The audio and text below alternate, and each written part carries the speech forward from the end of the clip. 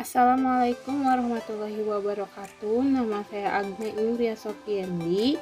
Saya pada kesempatan kali ini akan memaparkan kembali mengenai resume komitmen mutu, yaitu nilai-nilai dasar dari ASN.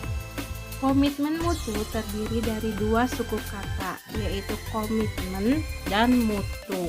Komitmen itu adalah suatu ketekatan kita untuk melakukan sesuatu. Sedangkan mutu adalah ukuran baik atau buruknya suatu benda, derajat, atau taraf.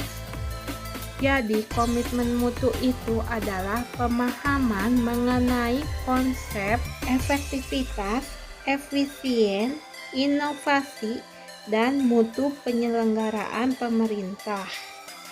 Jadi, komitmen mutu adalah janji yang diberikan pemerintah yang harus ditepati untuk memberikan kepuasan dalam hal pelayanan.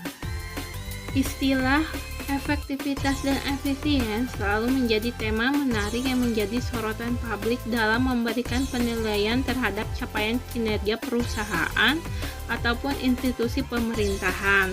Namun dalam kenyataannya seringkali kedua aspek tersebut terlupakan atau bahkan diabaikan. Efektivitas berarti sejauh mana suatu organisasi dapat mencapai tujuan yang ditetapkan atau berhasil mencapai apapun yang coba dikerjakannya. Efektivitas berarti memberikan barang atau jasa yang dihargai oleh pelanggan. Sedangkan efisiensi organisasi adalah jumlah sumber daya yang digunakan untuk mencapai tujuan organisasional. Efisiensi organisasi ditentukan oleh berapa banyak bahan baku, uang, dan manusia yang dibutuhkan untuk menghasilkan jumlah keluaran tertentu. Efisiensi dapat dihitung sebagai jumlah sumber daya yang digunakan untuk menghasilkan barang atau jasa. Dengan demikian dapat disimpulkan bahwa efisiensi diukur dari ketetapan realisasi penggunaan sumber daya dan bagaimana pekerjaan dilaksanakan, sehingga dapat diketahui ada atau tidak adanya pemborosan sumber daya.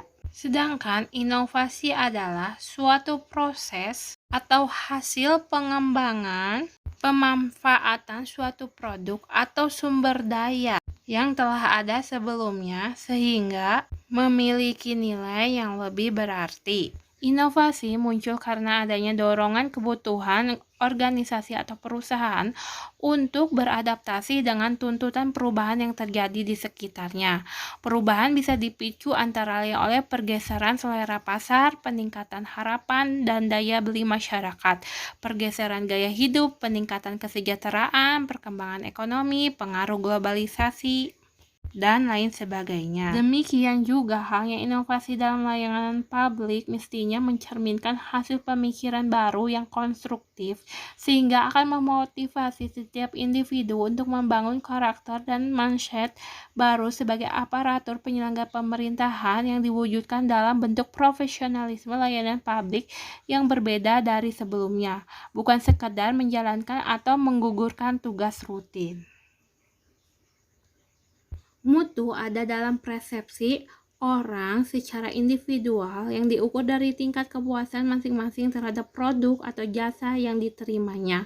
Oleh karena itu, tidaklah mengherankan jika terhadap produk atau jasa yang sama akan memiliki tingkatan mutu yang berbeda bagi para pelanggan.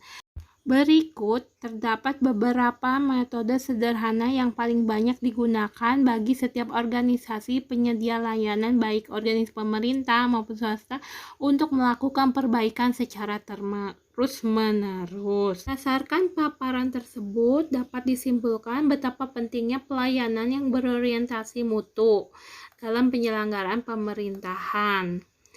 Terdapat banyak cara yang dapat dilakukan untuk senantiasa memperbaiki mutu layanan dari aparatur penyelenggara pemerintah kepada publik, antara lain memahami fungsi, tugas pokok, dan peran yang diberikan institusi, memiliki kompetensi yang sesuai dengan bidang pekerjaannya, merencanakan target mutu layanan yang akan ditampilkan, memahami karakter pelanggan yang akan dilayani, menguasai teknik pelayanan prima, melayani dengan hati, menerima kritik dan saran untuk perbaikan ke depan.